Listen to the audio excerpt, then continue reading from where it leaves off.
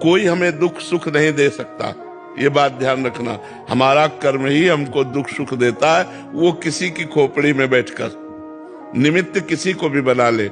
यार ये आदमी हमें पहचानता भी नहीं लेकिन हमें बड़ा सुख दिया, और एक आदमी है कि जरा सा धक्का लग गया, पिट दिया और बड़ा वैर और बड़ा विरोध खड़ा हो गया, वो कर्म हमारा।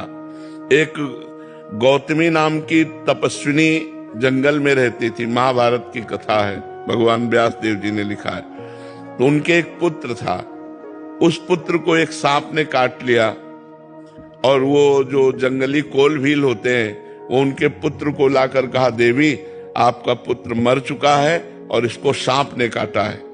वो बहुत तपस्विनी थी और मंत्रवेत्ता थी। उन्हें तुरंत सर्प का आकर्षण किया और सामने बुलाया और कहा, मैं तुम्हें भस्म कर दूंगी, तुमने हमारे पुत्र को मारा, ध्यान से सुनना।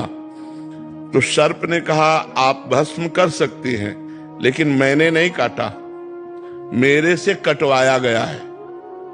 किसने कटवाया? बोले मृत्यु ने।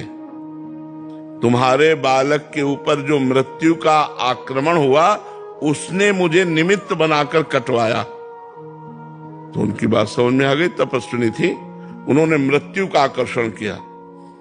मृत्यु से कहा, मैं तुम्हें भस्म कर दूंगी, तुमने बालक को सर्प से कटवाया। तो उसने कहा, मैंने नहीं कटवाया, काल ने। काल के द्वारा मैं मृत्यु प्रेरित थी और मैं मृत्यु से प्रेरित होकर सर्प ने काटा, मैं तो एक निमित्त। मृत्यु ने कहा, वो तो काल है, काल का आकर्षण किया, और काल महाबली भगवान का स्वरूप है। उन्होंने कहा, तुमने हमारे पुत्र को क्यों मृत्यु से प्रेरित करके, सर्प से प्रेरित करके कटवाया? तो काल ने कहा, हमने नहीं किया, तुम्हारे बालक के कर्म ने। कर्म से प्रेरित काल, काल से प्रेरित मृत्यु, मृत्यु से प्रेरित सर्प। घूम के बाद कहा है कि तुम्हारे बालक का कर्म ऐसा था जिससे इसको सर्प ने काटा।